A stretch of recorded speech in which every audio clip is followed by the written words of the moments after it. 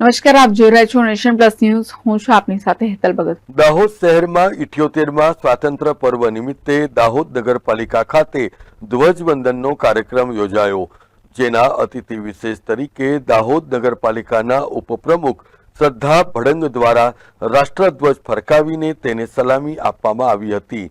આ પ્રસંગે પાલિકાના કર્મચારીઓ, દાહોદ નગરપાલિકાના તમામ નગરસેવકો અને નગરજનોએ આ પ્રસંગે પાલિકાના કર્મચારીઓ, દાહોદ નગરપાલિકાના તમામ નગરસેવકો તેમજ નગરજનોએ રાષ્ટ્રધ્વજને સલામી આપી હતી.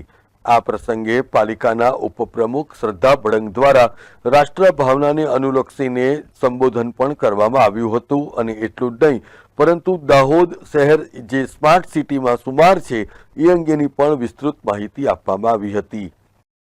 Shailesh Rathod, Nation Plus News, Dahod.